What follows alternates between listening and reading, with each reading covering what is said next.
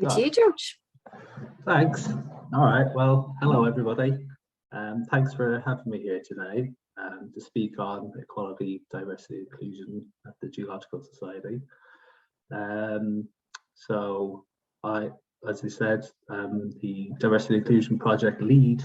I've been there for almost 7 years now, which is absolutely crazy. And over that time, the focus on EDI, I'll probably use EDI, equality, diversity, inclusion, interchangeably over the course of the next half hour, 40 minutes or so. So it used to be about 10, 15, 20-ish% of my job, and now it's completely changed to about 90%, hence the change in job title to the current one. So I suppose I'll just get into it.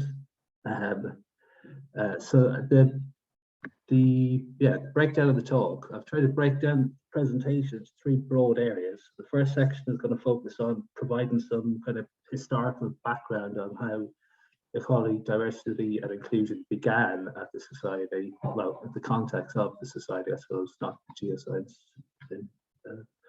So that's going to focus on like how it's embedded within society. The second section, I'll try my best to cover as many of the EDI related issues at play within the sphere of UK earth science at the moment, with the most pressing ones. I don't think we're going to be able to cover absolutely everything. And in the third section, I'll try to highlight kind of all of the reasons to be hopeful about the future, you know, and kind of draw attention to some of the organizations, networks, initiatives that we're kind of engaged with others in the community to kind of, you know, achieve our collective goals.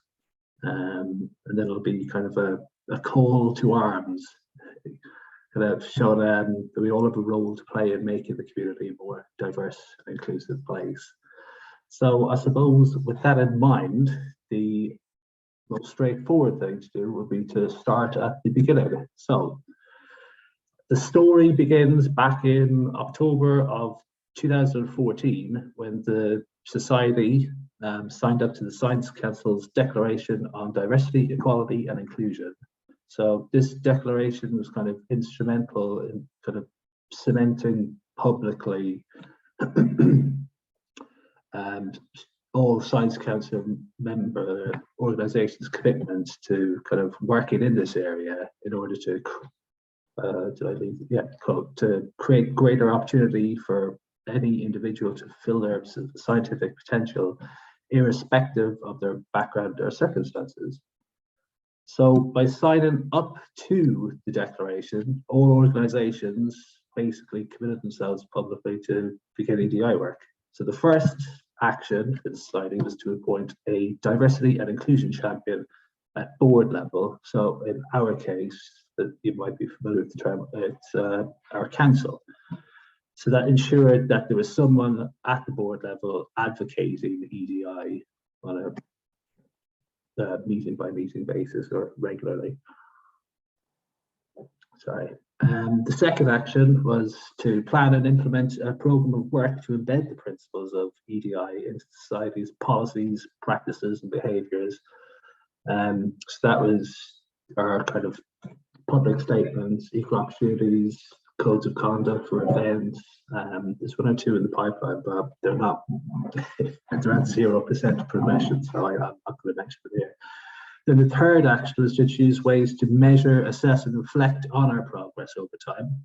So that saw us introduce our diversity and inclusion monitoring forum, which collected basic EDI data on our fellowship. So this gathered info on, you know, the areas you'd expect: age, ethnicity, disability, religion, etc. That was set up late 2014, early 2015. Over the course of its lifetime, we've gotten over, I think, over 2,200 respondents.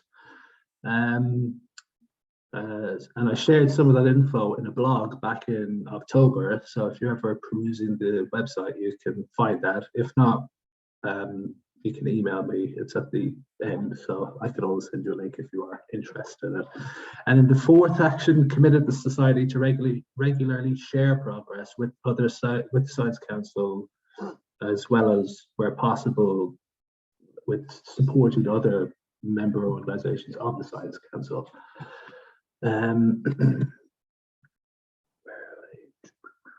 So the fourth action point led to, or was the reasoning behind, I'm sure none of you have heard of this, the development of what's called the Diversity and Inclusion Progression Framework.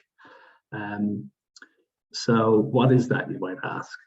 It's a tool that was developed back in 2016 in a joint collaboration between the Science Council and the Royal Academy of Engineering to help their member organisations develop, track and plan progress on EDI activities over time.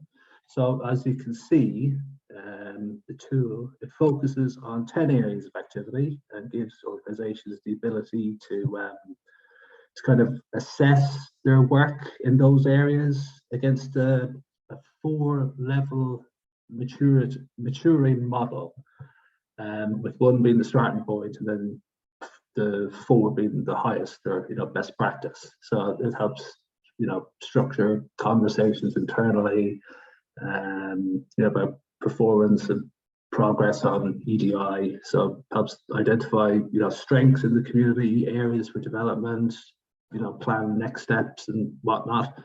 So as you can see, I probably don't need to list all of them. So it's actually quite useful. When it was first launched, to help us develop a lot of our EDI work over time. It gave us that kind of added kick up the backside that we needed to act, as there would be like benchmarking exercises. So that would allow us to compare and contrast ourselves against the averages across the science and engineering communities. So 2 of these exercises have taken place. The first one took place in 2017. Second one took place in 2021. Originally it was supposed to be over 2 years, but COVID kind of impacted that.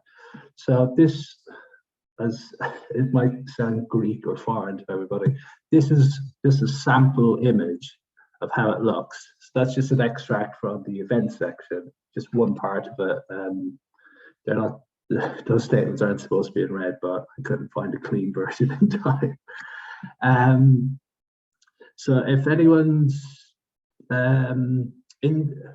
it's a quite a hefty document. It's a massive Excel spreadsheet that you kind of go through all of these statements, read through them, agree or disagree with whether or not you can say yes we do it or no we don't. It kind of helps. It's a good conversation starter. If you have 2 or 3 members of staff that are interested in this and read over at the same time, it's a great way for people to kind of identify areas of potential work.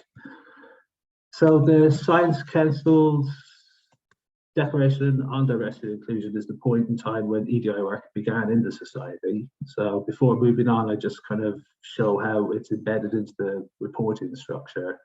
So the responsibility falls with the External Relations Committee. So it's one of our 6 standing committees that report directly to Council. So the activity reports, proposals sit with that committee, and an annual report then goes to Council, which I believe is due at the next meeting.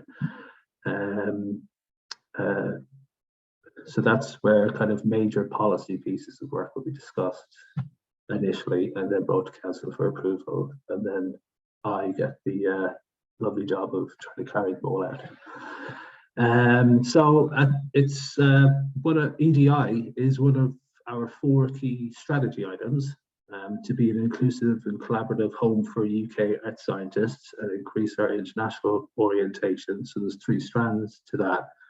Provide a clear commitment and path to better diversity inclusion across the organisation. Develop equitable, accessible membership model which targets underrepresented demographics.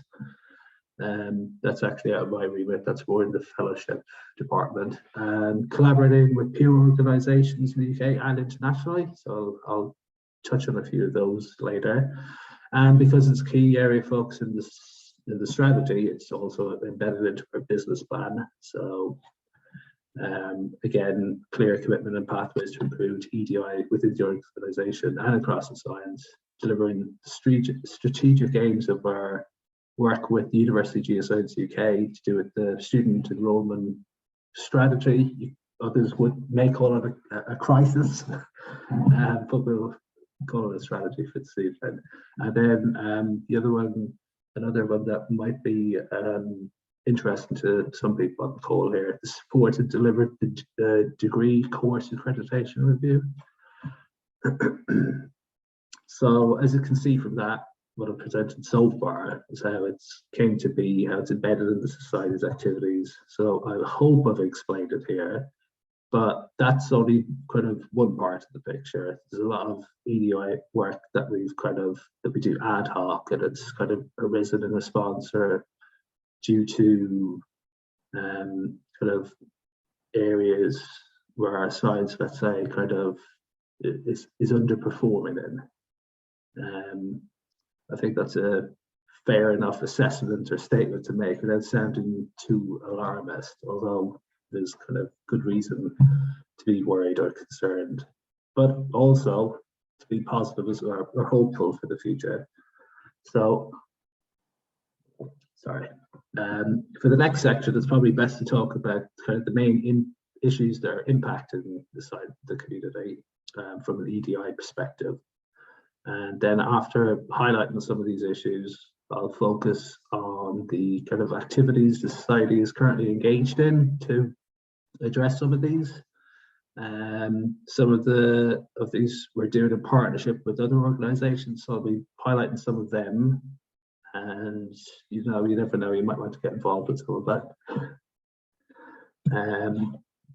Yeah, so what are the issues impacting the community? Well, it's fair to say that I think a significant proportion of it kind of falls into the overarching category of underrepresentation. It's kind of annoying, really. Published data, documented exact numbers in the UK are scarce. The Higher Education Statistic Authority, our agency, they look after data collected for the academic realm, but even their data collection isn't great. Then we have zero data from the professional side, which is also not great. So, so I'll start with the first one. Yeah, so race and ethnicity. So we do know that physical geography, geology and environmental sciences are the three worst or most underperforming of the physical science subjects for main student undergraduate participation in the UK higher education, which is not great. So in the UK, I think this is according to the last census, so it may have changed since then, but around 18% of 18 to 24-year-olds identify as BAME, so that's Black, Asian, mixed or other, as defined by the 2011 census. But in the 2018-2019 academic year, the proportion of BAME students enrolled throughout the UK was almost 25%. So, which is great, but when we look into the physical sciences, we're doing quite badly. So, I think it stands just, 16.8%. We'll just say just under 17, just to be, I don't know. So, when you look a bit closer, geology and physical geography are among the three of the physical science subjects with the poorest of this representation.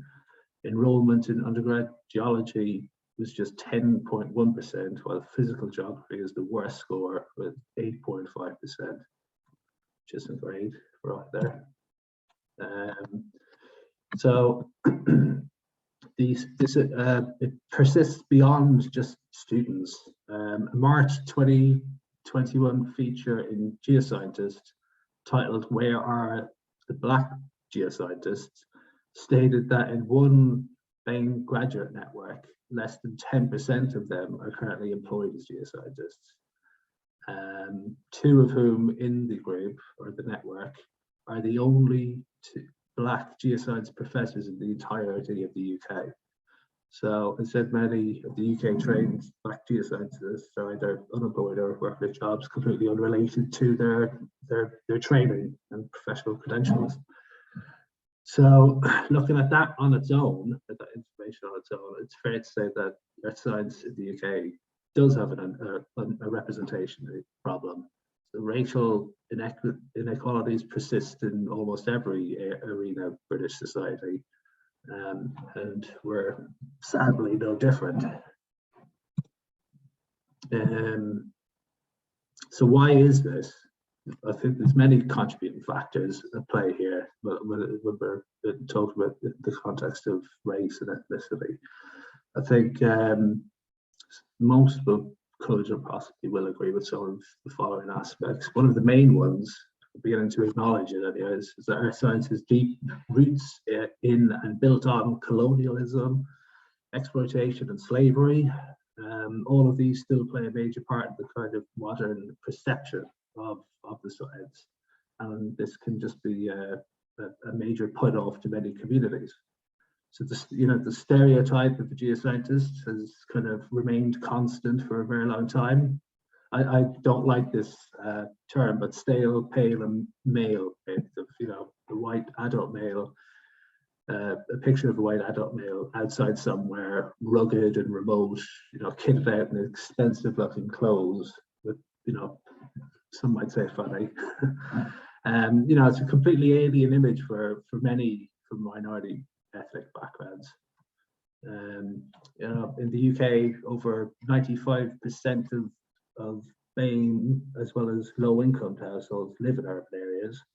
So this automatically or immediately puts them at a disadvantage, through no fault of their own. A lack of access to the countryside is also a major factor because that's where a lot of geology is. Not many people are familiar with, urban geology unless you have a parent or a, extended family member that might be, might kind of pique your interest that way. So, and I think the stat from DEFRA showed that around 20% of children living in the most deprived areas never even visited the countryside. So there's big issues with there.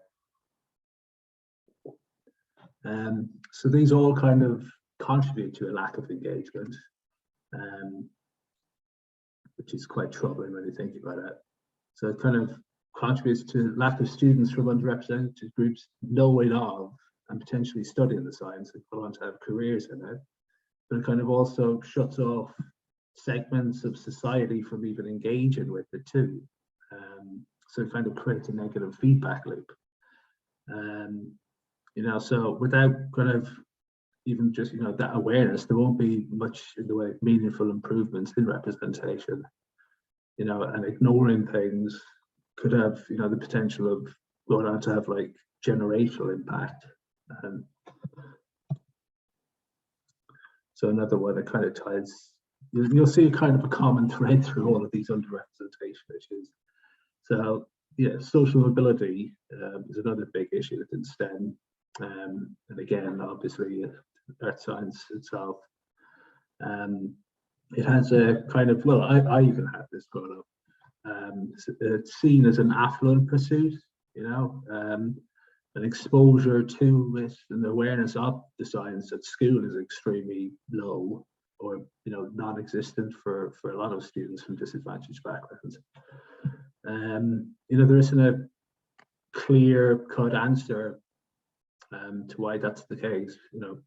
There's multiple factors involved that they include family income, lack of experience outside of school, lack of understanding of university application process, just their location, access to opportunities, aspirational role models, lack of understanding of STEM career prospects. These are all things that tie into this, that create this issue that we have.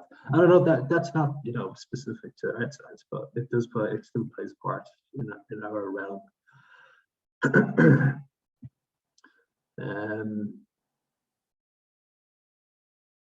Yeah. So they all play a major part in individuals' likelihood of entering the scientific workforce. So one key difference between geology and other STEM subjects such as physics, chemistry, biology, is that they're all available to study in almost any school. So, unfortunately, geology isn't, which is an added a major issue for us.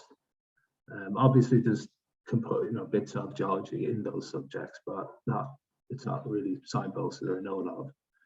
And, the pandemic has only kind of served to sharpen these social divides. So, the gulf between rich and poor students growing up is, getting deeper and wider.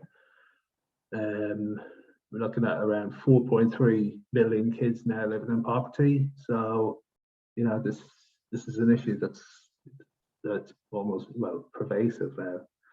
So it's something that we need to address, and we're beginning to do that. I'll come back to the things we're doing in a while about what we're doing. So the next then is a lack of visibility. Again, as I said, they all kind of tie in, mesh together. So we kind of these all feed into this issue. So, a lack of role models, or just a simple lack of representation. There's a disparity in the representation of minorities in geology. Obviously with the fact that there's only 2 main geoscientists at the level of professor, so it's evident. So without kind of representation, without people being able to see themselves, that sense of belonging, knowing that someone else like me can, or is in the career, so I can do it too. Students seeing themselves pursuing a career in geology, it's not going to happen. Research just indicates that many young people may be deterred from pursuing STEM fields due to, prominent stereotypes regarding who best fits and belongs in these fields. So being able to see a scientist who's like you or shares some commonality can be incredibly important for young students. So yeah, as I said, given an indication that they can pursue and succeed there. So showcasing the diversity of talented scientists within the field will help, will help these students see that a career is possible in this field. But even a more comprehensive and diverse image of what a geoscientist is doesn't solve all of the issues with the discipline. Many students from marginalized backgrounds still face a number of challenges. Greater representation to counter science stereotypes is one step, but so is changing inherent biases and barriers within the science. So another area, gender issues. I'm sure everyone's heard of the gender gap within the science. Although it's not an issue for geology alone, I think fairly recent UCAS data, I think suggests that around 35% of STEM students in higher education in the UK are women. So, but when you break it down and look at the physical sciences, it's slightly higher. So around 43% female to 57% male. Although when we look at the natural sciences, we see it much more positive. So a slight overrepresentation problem with women making up 53 and males 47.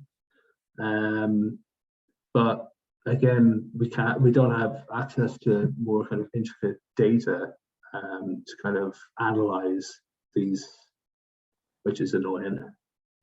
But it is encouraging. It shows kind of efforts to narrow or close long-standing gender gaps in education attainment are obviously working, but that's not the end of the story when it comes to gender gap. We see a different one when we leave the university and look at the professional stage of a person's career.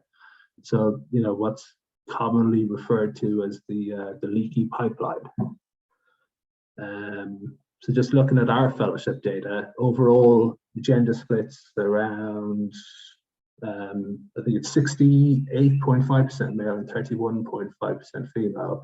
But then when we look a little closer at that data, when we look at kind of age brackets, we notice that the difference is quite small between the younger brackets, the 18 to 34 and 35 to 49.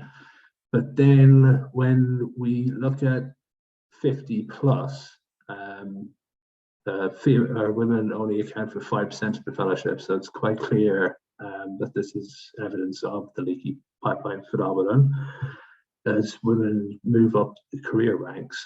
So, you know, there's a lot of reasons as to why that might be. Again, we haven't done any kind of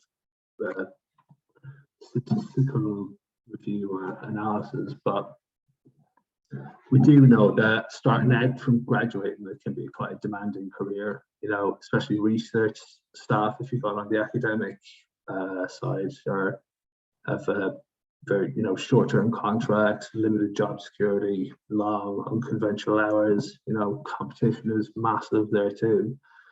Although, you know, those kind of pressures apply to either gender. So why is it still a significant issue? Well, you know, there's a few things that you could I think most people would agree with. You know, gender stereotypes, although progress has been made, the science can still be viewed as masculine, still, you know, very true for subjects such as physics.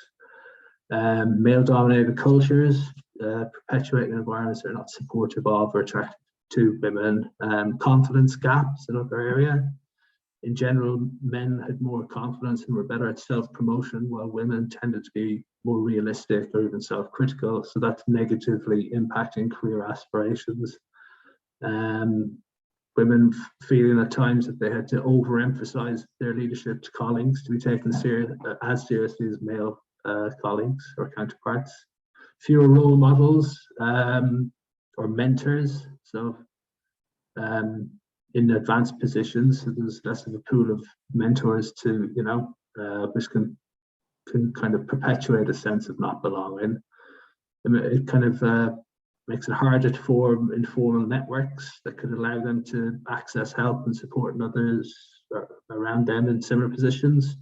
Then maternity leave, many women feeling these breaks and subsequent, you know, part-time working have, you know, potentially made them less competitive.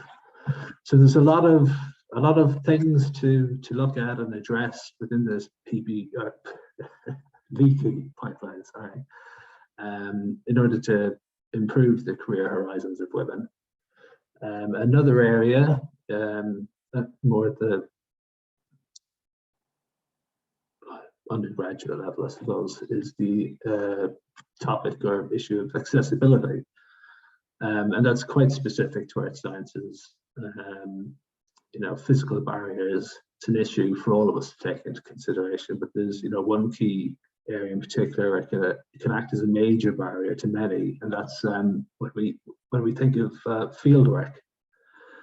So the underrepresentation of people with disabilities in STEM fields is a persistent problem. And one of the main reasons behind this, though it may be unintentional, you know, teachers, instructors, professors are frequently unable, unprepared, or, you know, ill-equipped to recognize and address the needs of students with disabilities.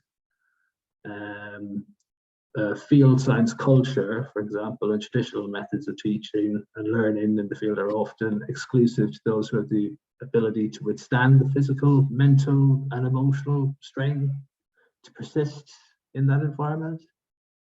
So, you know, this can render course content inaccessible for many, you know, just basically putting them off the science altogether.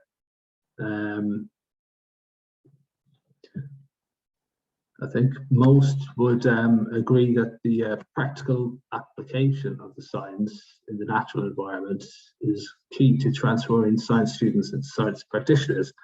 So there's obviously a clear need for our community to think about and adopt policies and practices in order to improve accessibility for people with visible or invisible disabilities. But, you know, there is hope here too. Work to create and provide access to field-based learning experiences for students with disabilities have been steadily evolving in recent years. We've seen focus initially on access and accommodation, but we're more recently seeing conversations grow to include, you know, aspects such as inclusive design, use of assistive technologies, collaborative working in, which are all kind of very promising. I'll highlight an initiative or an organisation we're work with in this space during the third part. So now those were kind of the main areas that I wanted to highlight. There are other, but not that they're not less significant. They're just the kind of main ones that, the more that people are more aware of. So they were kind of, important to draw attention to. So they all contribute towards exclusion, people engaging with the science, and that's kind of going to be a major problem for us. Obviously, morally, but then for society too, when you kind of look at the bigger picture, sorry. So I think everyone would understand and agree how intertwined earth science is in our modern world, and how important it is to have adequate numbers of the next generation studying the science. So in order to do that, we need to remove as many barriers as we can to be more attractive to a wider and more diverse society. If we fail to do it, there's going to be some challenging times ahead for all of us. Our ability to educate sufficient numbers of students in the science is going to challenge our ability to address issues of, environmental justice, bringing geoscience expertise to diverse communities, to pursue a research agenda, reflecting the needs and interests of our nation as a whole. Geology is a critical contribution to make to the energy transition, from fossil to renewable energy sources. It's going to have a key role in addressing the challenges to sustainability. So there are massive challenges facing all of us in the coming decades, and an adequate workforce will be critical, in addressing these issues, or many of these issues. So the accelerating decline in graduates across the UK seen in recent years poses a massive and potentially economically damaging skills shortage, at a critical time of transition for many industries and businesses that rely on the expertise of geologists. So the number of students studying geology at universities has declined year on year since 2014. That's seen a total decrease of 43%. So that's by far outpacing any dip that would be expected due to kind of demographics alone. We've also seen enrollment in A-level geology declining from a peak of 2,240 in 2015 down to 1,268 in 2019. I don't even want to think what it'll be this year. So that's already impacted the community. Some schools have stopped offering undergraduate degrees in science, which doesn't bode well. We know the students are there. I think since the referendum took place, we've surpassed the point at which over half of young people in England attend higher education. So we can't use that excuse. Obviously, I think a lot of what I've mentioned earlier kind of contributes to the predicament we see. But again, there's lots of things that we can kind of be hopeful about. There's a lot of positive activities in the space in recent years.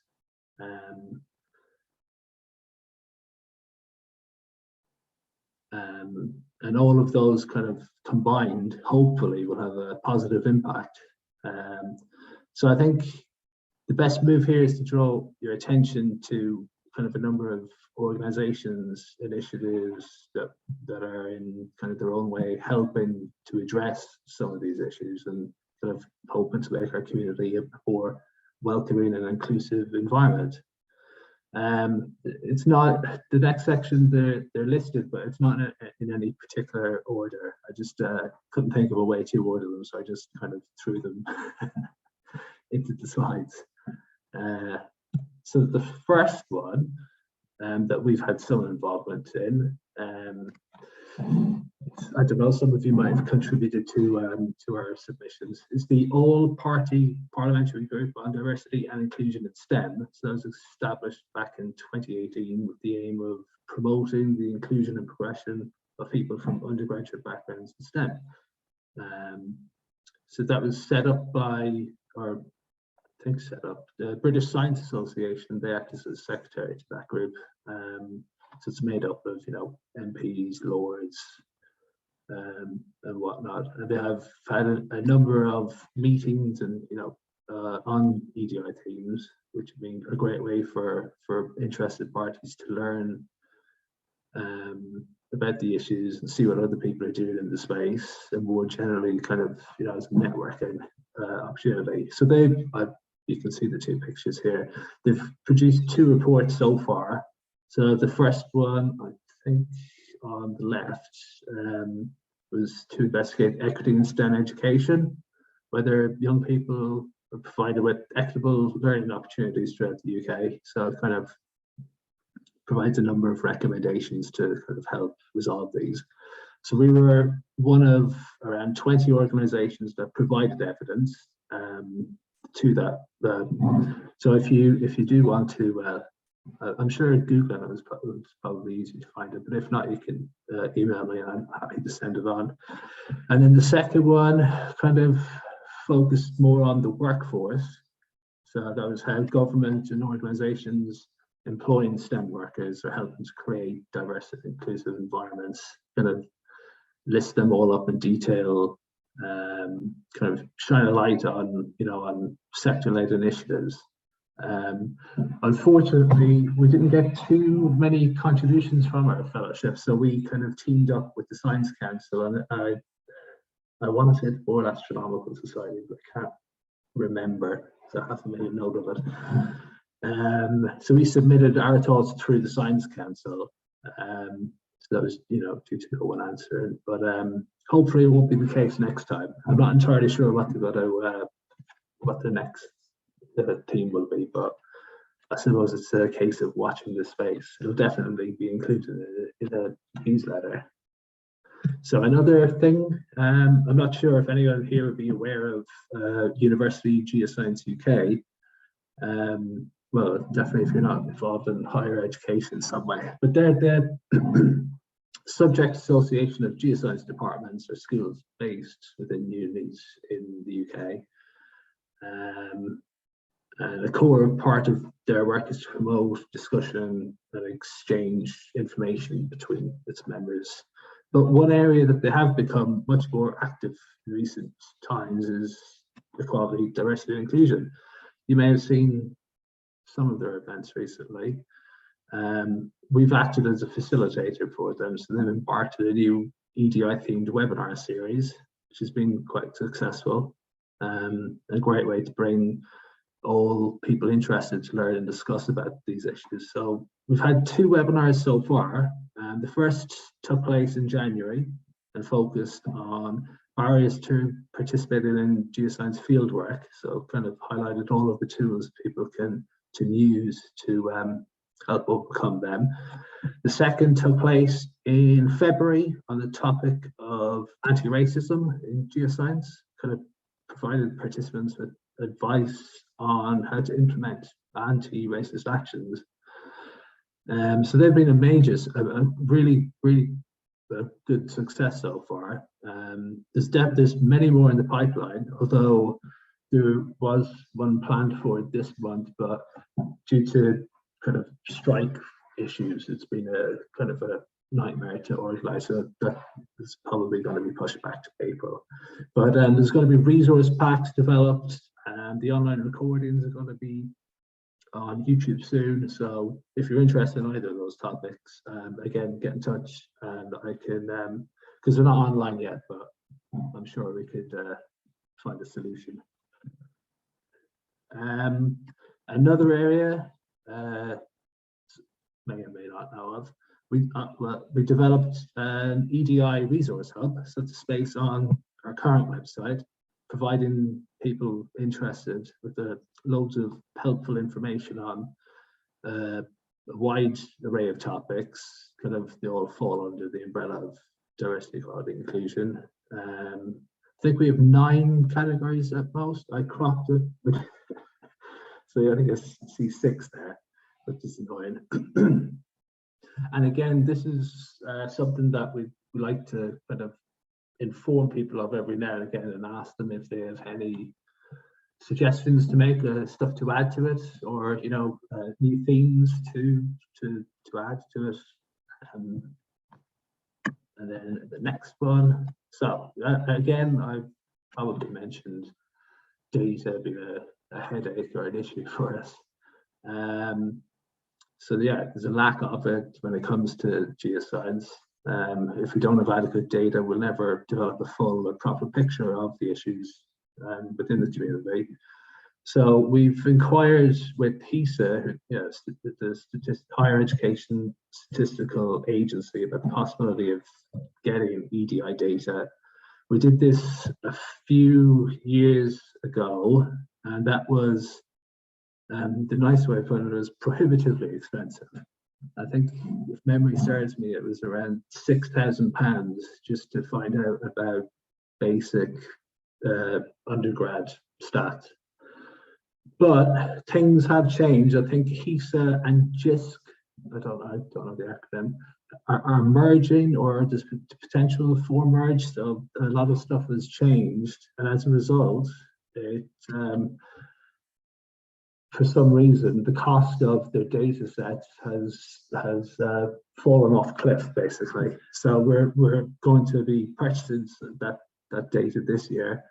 So it'll be for a 5-year period, and we're hoping to be able to develop a report on our findings and hopefully share that with the community when it's completed. I say hopefully because these sometimes come with license agreements in place, so that could limit our ability to publicize it, which would make the whole process almost pointless. I could go on a tangent about that, but I'll try not to.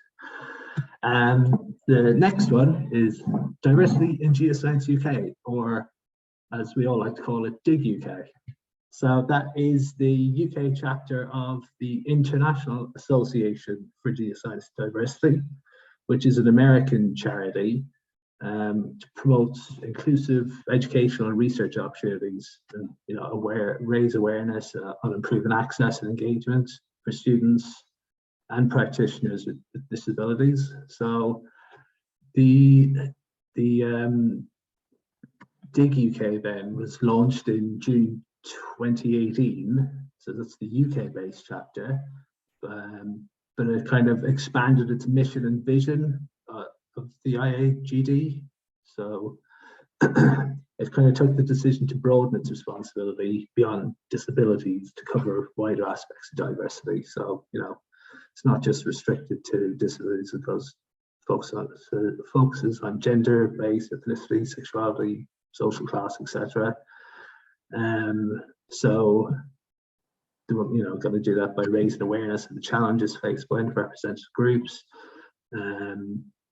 working with educators and employers to support the development of a more accessible, diverse and inclusive geoscience community throughout the UK.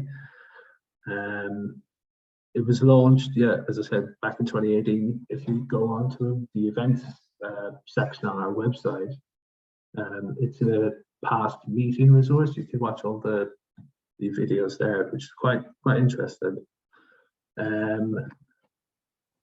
And then I don't know if anybody's heard of this, but this is an offshoot of 2 of the founding members of the UK chapter.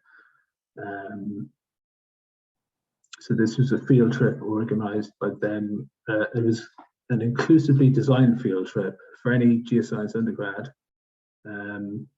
where fieldwork is a challenge due to mental health, learning, sensory or mobility conditions, and it kind of highlighted which methods assisted in inclusion and accessibility in the field, and which didn't, and then they developed a report on it.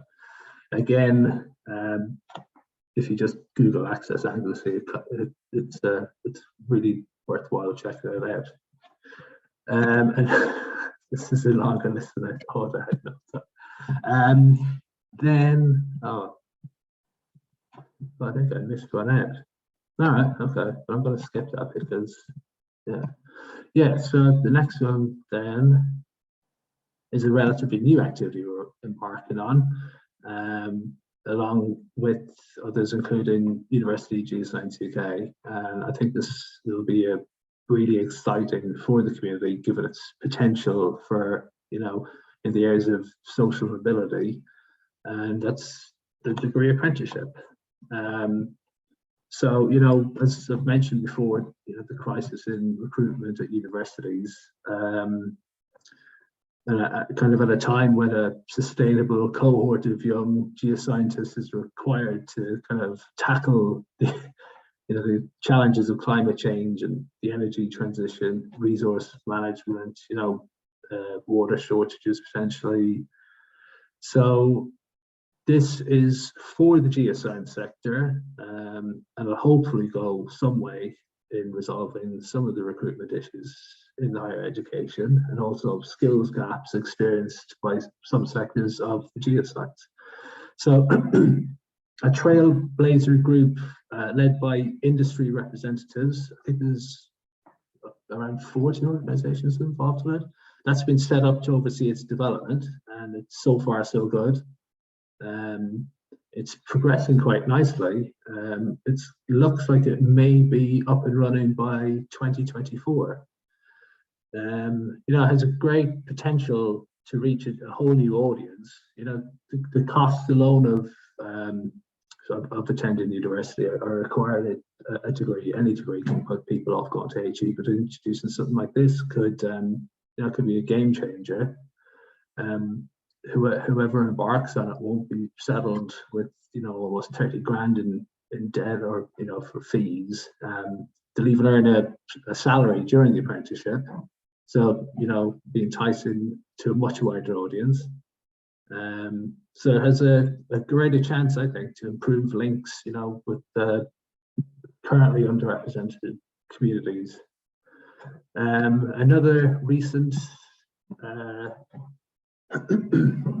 activities, we joined the American Geophysical Union's Inclusion and Representation in Geoscience Task Force. So that's one of 4 task forces they've recently established. So it's kind of global in nature.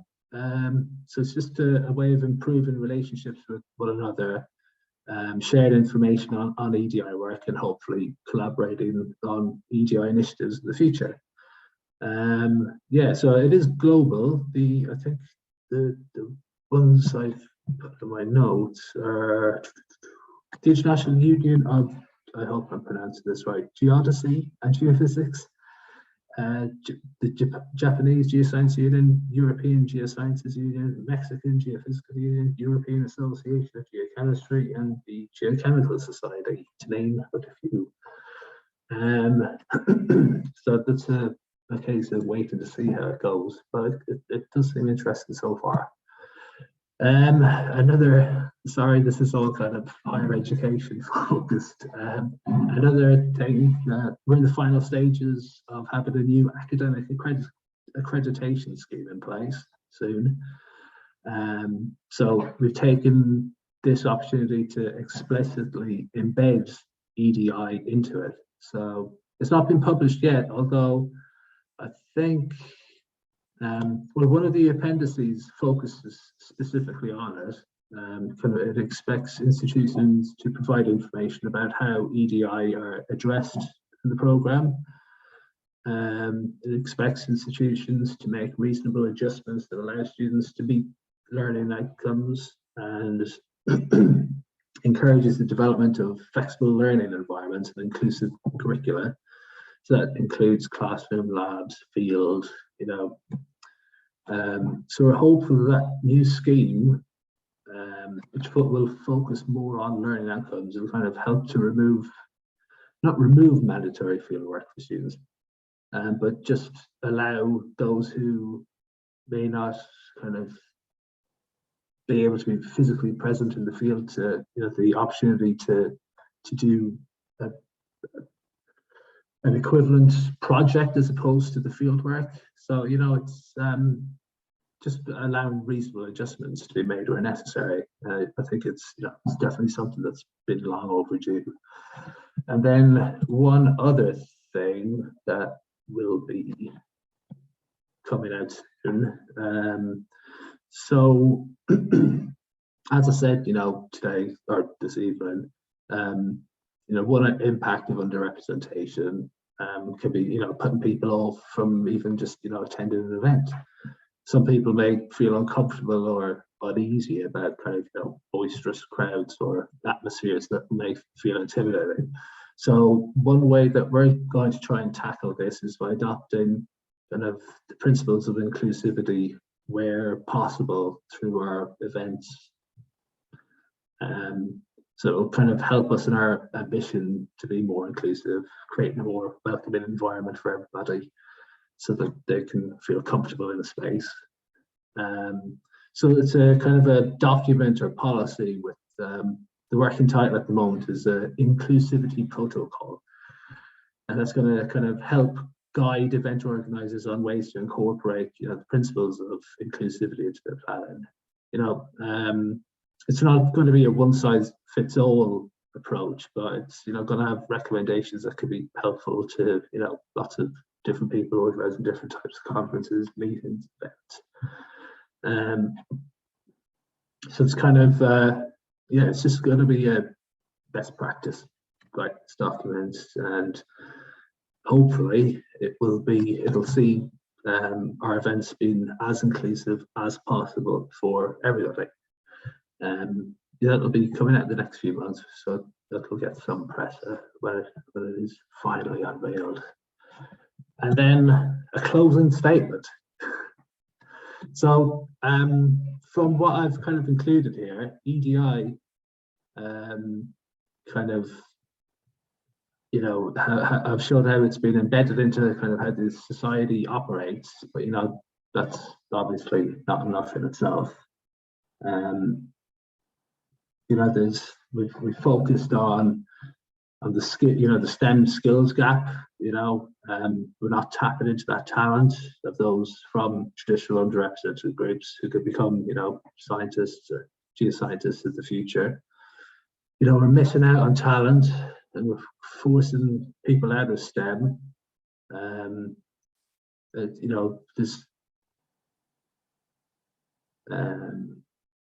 So yeah, not everything is rosy in our garden, but there's still things to be hopeful about. We're having this conversation here this evening. It's not being sidelined or ignored like it may have been in the past. Things are gaining momentum in recent times. It's been kind of more broadly discussed everywhere: academic, research, private sector, professional societies. But we all have a role to play in improving EDI. But it'll only be effective if we have kind of a joined up community working together to do something about it. So, there's no room for complacency. Doing nothing isn't really an option at this stage. Yeah, I hope this hasn't been a very negative talk this evening, but it is kind of important to highlight the issues to people, who may be able to do something about it.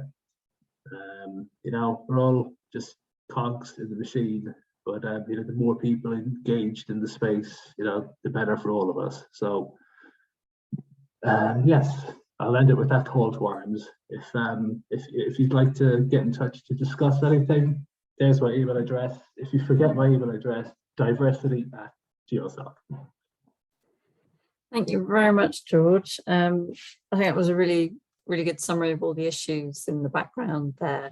I think some of the statistics such as sort of the BAME graduates going into geology jobs just being so low after graduation. I think that's so sad. And it's good to know about some of the strategies that we're trying to do to improve that in the long run. If anybody has any questions, that would be great. If you just want to unmute, that's probably the easiest thing to do at the moment, as there's not lots of us at the moment. But I think I had one sort of quick question for you, George, which was, obviously there's a lot of work that's going on about trying to build up that graduate base and get more inclusion and more diversity in that area, so then that can feed into professionalism. I was just wondering if there's anything that professionals can do to look at how they've got their diversity EDI set up and how they can improve that. If there's any learnings from the last sort of strategies that you've been rolling out. Do you mean like in-house, like policy development inside an organization, or ways to identify kind of activities to improve EDI? Yeah, I think it's those how to improve it essentially, and the activities that an organization can do. If there's any tips. I did mention the long-winded title of the Diversity and Inclusion Progression Framework. We've kind of used that as our action plan. So it focuses on 10 different areas that, you know, most organizations would have, you know, a bit of the activity in most of them. But it's not specifically, here are 10 things to do. It's more of, you know, there's like a collection of statements, and it's intended where, you know, a few members of staff over, you know, maybe different departments even kind of get together and talk and agree on whether or not, you know, we have achieved this statement or not, and how could we go about being able to say that, you know, that we can say yes to this statement. So we don't have there's no specific kind of explicit action plan that we have. It's more of a conversation starter, and it's kind of a steerer in the direction, if that makes any sense. Yeah, so I guess it's starting with awareness and then building up on those tasks, isn't it? That's good to take on board. Cat's going a bit crazy. Does anyone have any questions for George? Again, you can unmute. If not, no worries. I've only got a few minutes of the Arsenal-Liverpool game. It's Mike Jones here. It's not a question, really. It's more of a comment. Really interesting, George. You know, I feel slightly embarrassed, really, that I'm stale, pale, and male. I know, I heard that as well. I absolutely, yeah. But when you said that, I laughed out loud. I felt embarrassed. You know, I do the publicity for the group, and I've been tweeting in the background, and you know, I've discovered that you know, the all I'm looking at now is the Twitter address, so I can't quite remember who they are, but the university group, what are they called? I have to click on that. UK. Yes, that's right. So yeah. It's like UG UK _ Earth size sort of thing. So it's a bit tricky from just their Twitter handle. But I mean, I wasn't really aware of what they were doing in that area. And Dig UK, I'd come across them before, but you know, we're following them now as a group, and the same for the Earth Science in the university group. But there's a group in Ireland as well, Equity, Diversity, Inclusion in Geoscience, linked to ICRAG. And you know, you've just raised awareness of those things just by talking about those things tonight. So you know, a few tweets have gone out. We're following them now. What we'll be able to do, I don't really know, but it's just a small contribution, taking us in the right direction. You know, and joining groups together, as you said, it's what we can do really to highlight the issues. And turn in what I've written in the tweet is something like turn in the EDI challenge into an opportunity for the future. You know, because that's what it's about, surely. Yeah, I think so. Well, there's two ways you can look at it. You can look at it negatively or positively. You can either look at it, oh God, we have to do this, or you know, Or I'd rather look at it, we get to, you know, do something about it. Mm. You know, just again, as you say, half of the battle is connecting the dots. There's a lot of people interested in it, but you know, it's still a case of not everyone is kind of connected with one another, and yeah, until we kind of, you know, get enough of those people, not in the same room, but even, you know, just the same virtual room. Connected. Yeah. It'll snowball from there, because the Irish group EDIG, I think it's EDIG, they got in touch with us after the first University Geosciences UK webinar back in January. So, you know, there's already, you know, connections being made organically. And obviously their, you know, demographic student issues wouldn't be the same as over here, but there are a lot of topics that we all kind of aspire to, you know, go the same direction. No, but I really appreciate what you said this evening. It's been great to listen to you, really, and quite uplifting in a way, and embarrassing in others, I suppose. It's that awareness, isn't it? Yeah, exactly. Raising awareness. Yeah, Which absolutely. And also that there's more guidance coming out with the events, which I think may be a bit relevant for us if we're going into meetings in the future. Yeah, sure. Well, actually, that's something that, yes, that's probably something we do need to start thinking about, because we probably haven't in the past.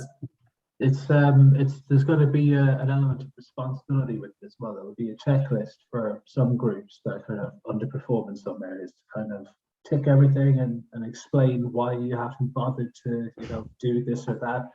It's just trying to tweak it. It's about 95% there. It's just going to tweak it to be as nice as possible.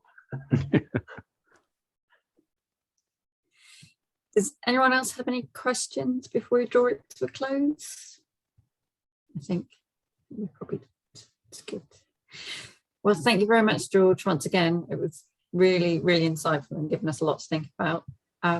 If anybody would like to unmute their mics and to have a little clap, thank you very much. Not many. No, so, thank you very much again, George. And again, hopefully, as I've said, we've recorded this meeting, so it'll be uploaded to YouTube for anybody else. Yes, anybody else, because I definitely won't be listening to my own voice. That's all right. So thank you very much, and I'll call the meeting to a close.